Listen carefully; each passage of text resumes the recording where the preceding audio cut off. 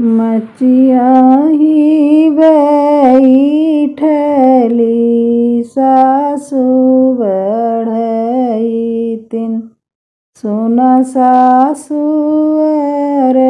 जहाँ मार जी, जौने के बाटे सासु तोहरा पुता गईले। वही रहिया देहु बताई जी, हथवा के लेहु बहुअरे तेलवा बुकउआ।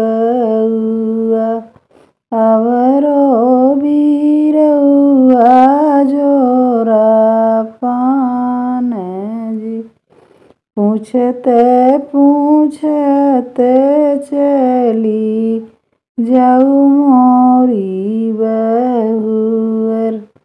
जहाँ बसे कांता तोहार जी, पूछते पूछते चली जाऊ मोरी बहुअर।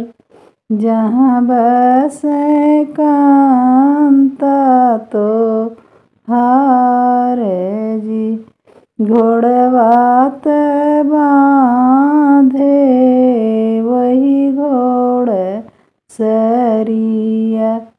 हथिया लमंगिया के डार जी, अपुआत सोए प्रभु मलिनी के कोरवा।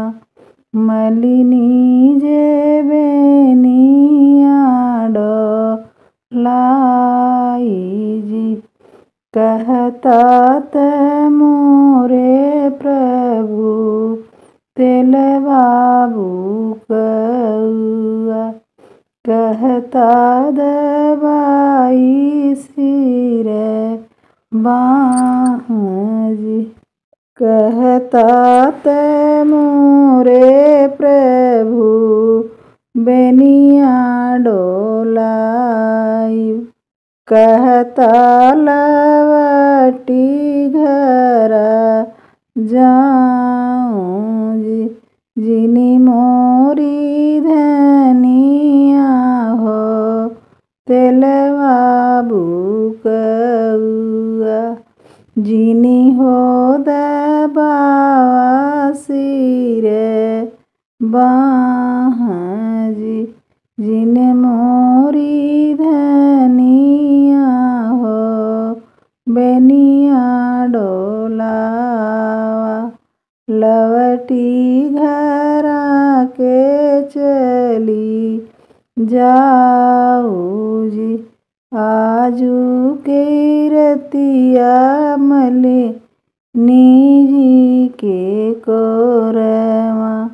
फिर होवे कांता तोहार जी, नीचवा ही नीचवा जाऊ मोरी धनिया।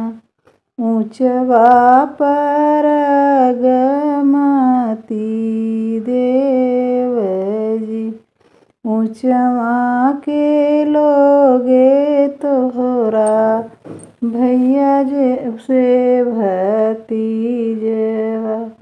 नौआ जे बोरे मार जी, ऊंचवा ही ऊंचवा जावे मोरे प्रभु। नीचवा पर गनाही देव जी, ऊंचवा के लोगे मोरे भैया से भतीजवा। नौआ जे बोरई तो